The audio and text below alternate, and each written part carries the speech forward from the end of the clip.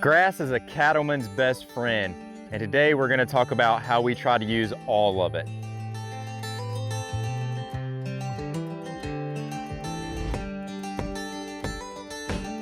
Hi, I'm Dr. Arland Hill. Welcome back out to Harvest Hills Ranch.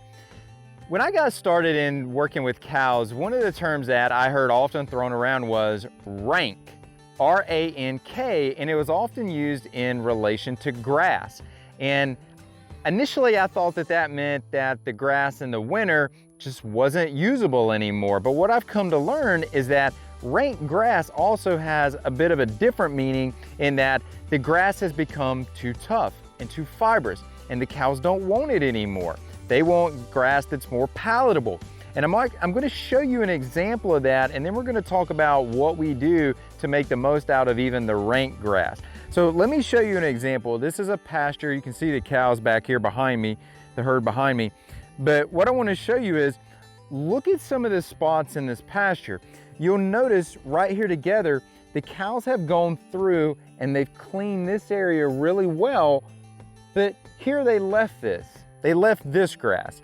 And even if I come right over here, they've left this grass. But why? The answer to that question is that this grass is more fibrous. It's tough. You can actually feel it when you run your fingers through it. You can actually see the fibers in the grass, even as I just broke it like that. And on this, you can feel it. It's stiffer. It's not as pliable. It's not as flexible, if you will.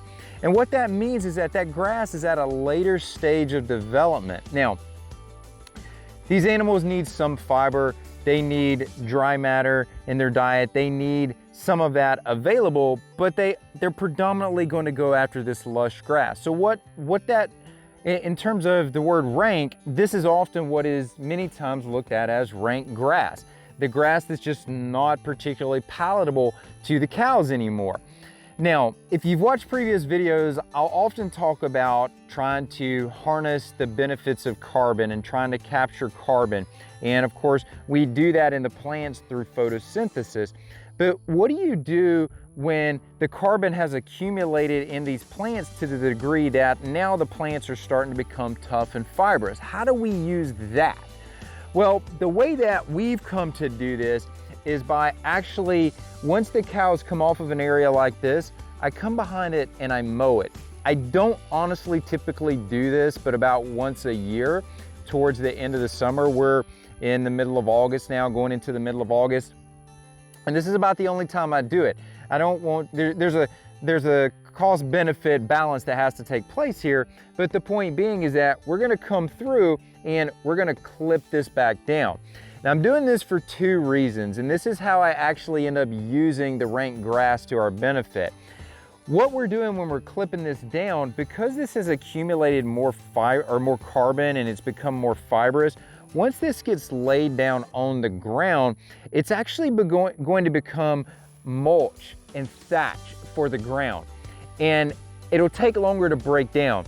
It becomes additional habitat for the microbes in the soil.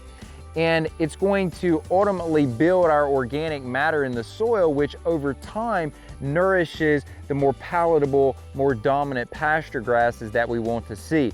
And interestingly enough, this pasture, this is some sedge grasses, broom's edge grasses here. Our predominant grass in this pasture is going to be Bahia grass. But interestingly enough, there's a little more broom's edge in this pasture than some of our others, but even in the pastures that are predominantly Bahia grass, this same scenario plays out. So we come back in and we clip this down so that we can lay that on the ground, we can lay that carbon down on the ground, and we can start to build that layer for the microbes to be able to benefit from.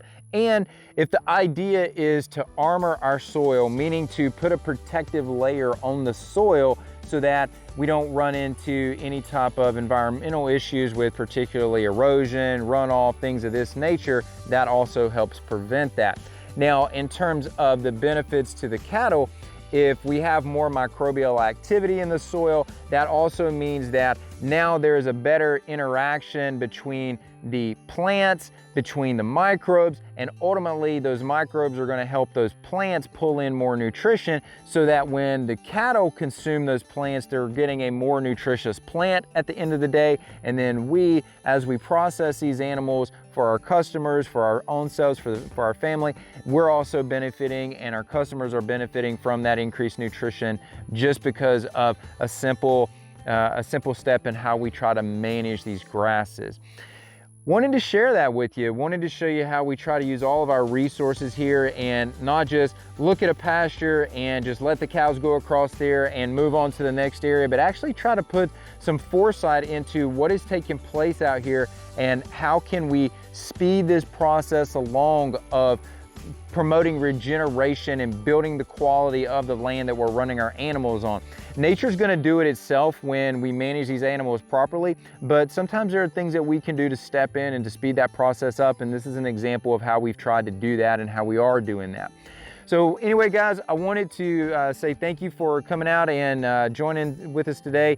If you like the information, go ahead and like it, hit it with a thumbs up. If you want to see more information like this, go ahead and subscribe to the channel. Thanks for coming out. I'm Dr. Arland Hill out at Harvest Hills Ranch, and we'll see you real soon.